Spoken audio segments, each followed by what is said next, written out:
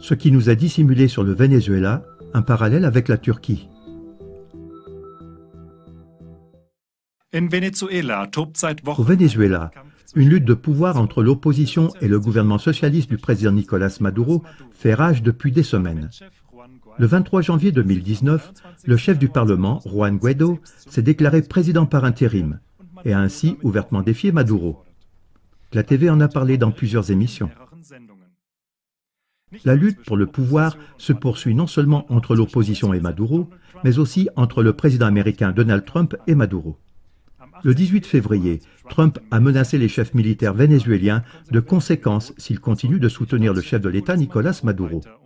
Il a demandé à l'armée de laisser entrer dans le pays le matériel de secours qui attend à la frontière. Mais sur ordre de Maduro, l'armée vénézuélienne n'a pas accepté cette aide.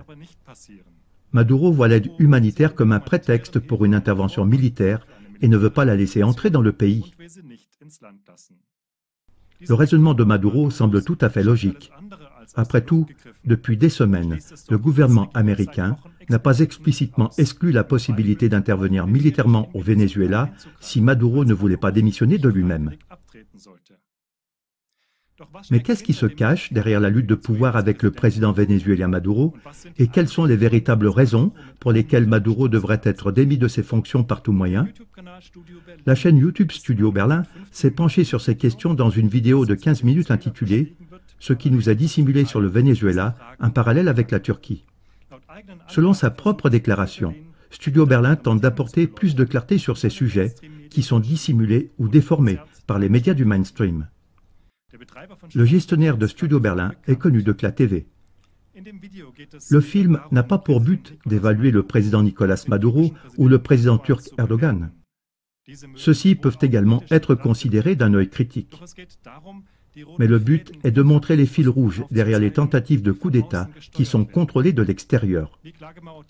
Comme CLA TV l'a montré par des exemples historiques, les interventions militaires de l'extérieur ne peuvent pas être justifiées, et certainement pas sous le prétexte de démocratie et de liberté. Les conditions de vie dans ces pays étaient indescriptiblement pires après une intervention militaire qu'avant. Vous pouvez trouver des exemples dans les émissions affichées. Mais maintenant, regardez le film publié sur YouTube, Ce qui nous a dissimulé sur le Venezuela, un parallèle avec la Turquie, qui a déjà plus de 450 000 clics. Les États-Unis planifient-ils un coup d'État militaire contre le Venezuela? Le Venezuela serait-il le prochain Irak ou la prochaine Libye? À la suite d'une réunion avec le conseiller du président Trump pour la sécurité, John Bolton, le sénateur américain Marco Rubio a également appelé à une intervention militaire au Venezuela. Pourquoi les États-Unis sont-ils si intéressés à s'impliquer au Venezuela? Quelle en est la raison? Il s'agit de rétablir la démocratie au Venezuela, a déclaré le sénateur américain. Quand les Américains parlent de rétablir la démocratie dans un autre pays, il faut écouter très attentivement, car ce n'est généralement pas bon pour ces pays. Le Venezuela, un allié de la Turquie qui entretient des contacts étroits avec la Russie, devient la cible des intérêts de pouvoir insatiables des États-Unis. Pourquoi? Comme toujours, les médias du mainstream cachent le vrai contexte. Un coup d'œil sur cette carte nous donne un indice sur les véritables intentions des États-Unis. Le Venezuela possède les plus grandes réserves de pétrole au monde. Cela éveille l'appétit du géant militaire américain. Il y a quelques années seulement, en 2010, des réserves pétrolières supplémentaires ont été découvertes au Venezuela.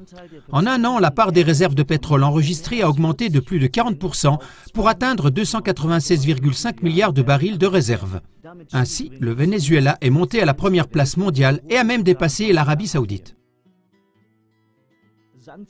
Les sanctions, les mesures punitives des États-Unis et de l'UE, les attaques ciblées des cartels financiers contre les faiblesses de l'économie du pays ont conduit à une hyperinflation. Une tentative de coup d'État soutenue par la CIA et une tentative d'assassinat contre le président Maduro ont pu être neutralisées avec succès. Les troubles dans le pays, qui ont été dirigés depuis l'étranger, n'ont pas non plus abouti. Alors va-t-il y avoir maintenant une intervention militaire? Une intervention militaire pour obtenir une décision en faveur des États-Unis? Le Venezuela était autrefois l'un des pays les plus riches du monde. En conséquence de la crise créée, la population lutte actuellement contre la faim. Les soins médicaux de base sont également menacés en ce moment. Le fait que l'économie du Venezuela n'est pas diversifiée et qu'elle vit principalement des exportations de pétrole la rend plus vulnérable aux puissances étrangères. À l'époque, lorsque le Venezuela a connu les gouvernements militaires, c'était le bon vieux temps. Les États-Unis ne s'en sont pas du tout occupés. Cela ne les dérangeait pas du tout que le pays ne soit pas gouverné démocratiquement. Au contraire, c'est pendant cette période de régime militaire antidémocratique que les États-Unis ont eu les meilleures relations avec le Venezuela. Les États-Unis étaient le principal partenaire commercial du Venezuela. Pendant des années, les États-Unis ont pu acheter du pétrole brut vénézuélien à des conditions très favorables. La dictature militaire ne les a pas dérangés du tout, tant qu'ils recevaient ce qu'ils voulaient. Accès au pétrole et contrôle de celui-ci.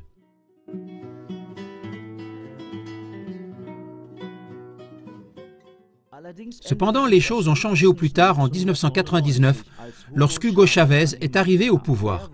Il voulait que son propre peuple profite aussi de cette richesse et pas seulement les compagnies pétrolières étrangères.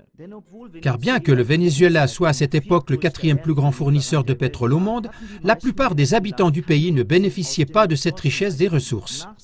Après son entrée en fonction, Hugo Chavez a adopté un plébiscite sur une nouvelle constitution. Dès lors, la richesse du pays devait profiter aux citoyens et non à une minorité extrêmement riche et à des magnats étrangers. Il voulait améliorer l'éducation. Il a également mis sur pied une émission de télévision hebdomadaire afin que les citoyens puissent l'appeler pour lui poser des questions et lui suggérer des améliorations. Une grande partie des recettes pétrolières a été utilisée pour des programmes sociaux.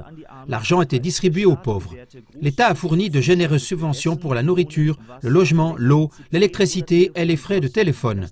Le ravitaillement en carburant était pratiquement gratuit. Habituellement, le pourboire du pompiste était plus élevé que le coût du remplissage du réservoir lui-même. Néanmoins, dès le début, les médias privés, soutenus par la riche classe supérieure, se sont précipités contre le nouveau président. Le Venezuela avait toujours fourni du pétrole bon marché aux États-Unis. Maintenant, c'était fini. Hugo Chavez a repris les compagnies pétrolières de son pays et a augmenté les prix. Ainsi, les États-Unis ne pouvaient plus se procurer du pétrole bon marché, comme il l'avait fait toutes ces années. Pour y parvenir, Chavez a dû priver de tout leur pouvoir les classes supérieures qui considéraient les entreprises publiques comme une propriété privée. En février 2002, il a annoncé qu'il congédierait les conseils d'administration des compagnies pétrolières d'État et les remplacerait par son propre personnel. Suite à cela, il a été comparé dans les médias privés à Mussolini et à Hitler. L'élite ne voulait pas que ces plans-là se réalisent. Les deux principales voix de l'opposition, Pedro Carmona, président de la plus grande fédération d'entreprises du Venezuela, et le dirigeant syndical Carlos Ortega, fortement liés à la classe supérieure, se sont rendus à Washington. Ils y ont rencontré l'administration Bush pour discuter d'Hugo Chavez avec elle. Après la réunion, les médias privés vénézuéliens ont rapporté que le gouvernement américain et la CIA étaient très préoccupés par la situation politique dans le pays. En effet, quelques semaines seulement après cette rencontre, après un mandat de 3 ans, le président vénézuélien, Hugo Chavez, a été démis de son pouvoir par un coup d'État militaire dirigé par la CIA. Pedro Carmona, l'homme qui s'était entretenu avec le président George Bush, a prêté serment comme nouveau président et a annoncé qu'Hugo Chavez avait démissionné volontairement. Toutefois, les putschistes avaient apparemment énormément sous-estimé la popularité d'Hugo Chavez. Il y a eu des manifestations violentes et des émeutes, particulièrement dans les bidonvilles. Des milliers de personnes sont descendues dans les rues. Les heurts avec la police ont fait de nombreux morts. Comme lors de la tentative de coup d'État en Turquie, le peuple vénézuélien a farouchement résisté à ce coup d'État. Plus d'1 million de personnes en colère sont descendues dans la rue, malgré l'interdiction de la police, et ont pris d'assaut le bâtiment gouvernemental. Carmona et quelques-uns de ses partisans ont réussi à s'échapper du bâtiment après avoir pillé les coffres-forts. Hugo Chavez a repris ses fonctions et a déclaré que son peuple avait écrit l'histoire. La tentative de coup d'État avait échoué. Le président putschiste Carmona s'est enfui aux États-Unis via la Colombie et vit aujourd'hui à Miami. Le 21 avril 2002, le Guardian a rapporté que le gouvernement américain savait non seulement qu'un coup d'État allait avoir lieu, mais qu'il l'avait même soutenu activement. Elliot Abrams était l'un des plus importants tireurs de ficelle de la Maison-Blanche. Il a été directeur de la Sécurité nationale pour la démocratie, les droits de l'homme et les opérations internationales. Cette autorité avait joué un rôle déterminant dans le coup d'État au Chili en 1973 et avait soutenu des régimes et des escadrons de la mort en Argentine, au Salvador, au Honduras, au Guatemala et dans d'autres États. Hugo Chavez est décédé d'un cancer en 2013. À l'époque où Hugo Chavez est arrivé au pouvoir, l'État prenait 50% des profits de la production pétrolière. Au moment de son décès en 2013, ce pourcentage était passé à 90%, l'un des plus élevés au monde. Après sa mort, l'actuel président Maduro a pris ses fonctions. En mai de cette année, une tentative de coup d'État a également eu lieu contre lui, mais elle a été déjouée à temps. Il y a quelques semaines à peine, lors d'un défilé militaire, on a même voulu assassiner le président Maduro, mais l'attaque a échoué. La télévision a montré des images de gardes du corps essayant frénétiquement de protéger le chef de l'État avec des tapis pare balles, alors que des centaines de soldats fuyaient la place pour s'abriter. Les assassins ont tenté d'assassiner le président au moyen de 2 drones équipés d'explosifs. Les drones ont explosé à proximité du président. À ce stade, j'aimerais ouvrir une parenthèse. Un autre aspect intéressant est que les médias du mainstream ont dès le début remis en question ou minimisé cette tentative d'assassinat. Certains ont même parlé d'une mise en scène. Si l'assassinat avait réussi, les assassins auraient pu être fêtés en héros. Les médias du mainstream ont fait de même avec la tentative de coup d'État en Turquie. La tentative de coup d'État a été qualifiée d'amateurisme et ils sont même allés jusqu'à accuser le gouvernement lui-même de cette tentative.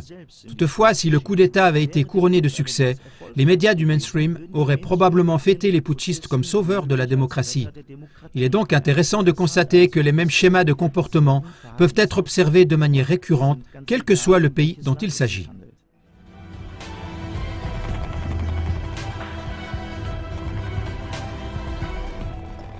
Revenons à la tentative d'assassinat de Maduro.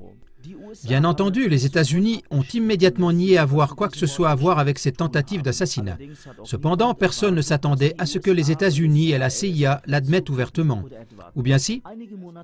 Quelques mois plus tôt, le directeur de la CIA, Mike Pompeo, avait annoncé lors d'un forum sur la sécurité dans l'État américain du Colorado qu'on espérait vivement qu'il y aurait bientôt un changement de gouvernement au Venezuela. Le directeur de la CIA, Mike Pompeo, avait déjà tenu des propos à ce sujet en Colombie et au Mexique. Le but, citation, « Ils savent ce qu'ils devraient faire ». Le directeur de la CIA a poursuivi en disant, citation, « Chaque fois qu'il s'agit d'un pays aussi grand et économiquement capable que le Venezuela, l'Amérique a tout intérêt à ce qu'il soit aussi stable et démocratique que possible. C'est pourquoi nous y travaillons dur. » Qu'est-ce que cela veut dire? Cela signifie que la CIA n'a aucun scrupule à annoncer à l'avance les attaques et les opérations contre le président vénézuélien. Oui, je sais, c'est éhonté. Mais qu'ont-ils à craindre? Qui s'interroge aujourd'hui sur les machinations illégales des États-Unis et de ses services secrets de la CIA? Qui? Ces gens ont une armée de soutien aux moyens des médias du mainstream du monde entier. Alors qui va remettre ça en question? La pression sur le Venezuela et son président ne cesse d'augmenter et les médias du mainstream, guidés par d'autres intérêts, y contribuent avec leur campagne de diffamation et de désinformation. Leurs démarches contre le Venezuela et son président Maduro sont comparables à celles contre la Turquie. Là aussi, ils sont occupés à travailler sur un changement de régime. En 2013, les troubles orchestrés pendant les manifestations de Gezi, semblables à ceux du Maïdan en Ukraine, n'ont pas apporté en Turquie le succès souhaité. Après l'échec de la tentative du coup d'État soutenue par la CIA 3 ans plus tard, on tente maintenant, comme Erdogan l'a dit à juste titre, une guerre économique. Les points faibles de l'économie turque sont utilisés de manière ciblée pour une attaque. Le tout s'accompagne d'une campagne de diffamation et de manipulation de la part des médias du mainstream.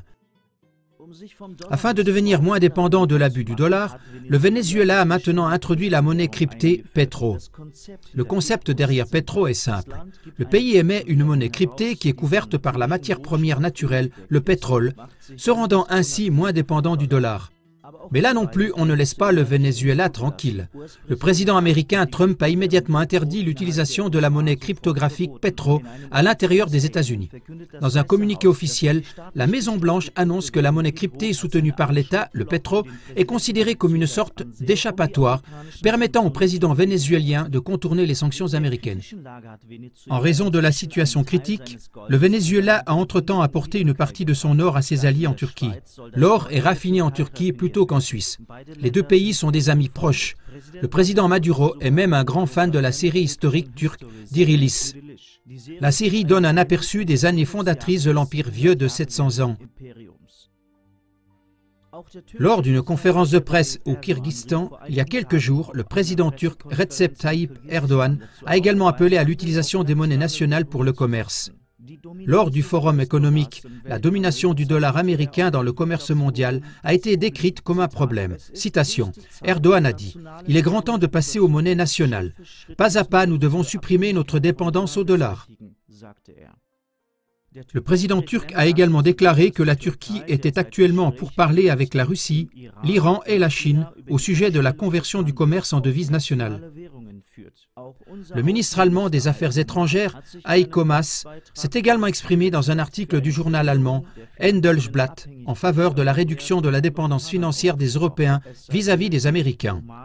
Selon Maas, il est nécessaire de faire contrepoids aux États-Unis. Des développements intéressants et remarquables pour se libérer de la dépendance du dollar. Effectivement, quelque chose doit changer. Pendant combien de temps encore un pays comme les États-Unis devrait-il continuer à mettre d'autres pays sous pression, à attaquer et à exploiter pour des raisons de politique de pouvoir en matière d'énergie? Qu'est-ce qui peut arrêter la soif de pouvoir des États-Unis? L'ONU peut-être? Certainement pas. L'ONU est devenue un instrument des intérêts américains. Au Conseil de sécurité de l'ONU, les États-Unis n'ont qu'à lever la main et toutes les demandes légitimes des autres pays sont nulles et sans effet. La seule possibilité de mettre fin à la soif de pouvoir des États-Unis est que les autres pays se rassemblent et élèvent ensemble leur voix. Si de plus en plus de pays élèvent la voix contre cette injustice, les États-Unis reconsidéreront chaque mesure qu'ils prendront. Car c'est dans l'unité qu'est la force des peuples opprimés et défavorisés. Il est grand temps de fixer des limites à cette injustice. Nous ne voulons pas que le sang de personnes innocentes coule à cause du pétrole, ni au Venezuela, ni dans d'autres parties du monde. Quelle est votre opinion? Pensez-vous que les États-Unis vont attaquer militairement? Que va-t-il se passer? Quelle sera selon vous la prochaine étape? Écrivez-le dans les commentaires, abonnez-vous à ce canal pour rester informé. À bientôt et bonne continuation. Pajarillo, pajarillo, que cantas por donde quiera. Vamos a oír el cantar pa' cantarle a Venezuela, la tierra que pare machos y no se dan donde quiera. De esos que arriesgan la vida cuando toca defenderla, como lo hizo Bolívar, que el que libertador fuera, que luchó a capa y espada por defender nuestra tierra. Nosotros que no podemos hacerlo como él lo hiciera, vamos a hacerlo cantando pero con voz altanera, que retumben los caminos y que suenen las fronteras, para amante delirante y luchar nuestra bandera, ya que desde muy pequeño nos recorre por las venas amar, querer y sentir nuestra patria Venezuela.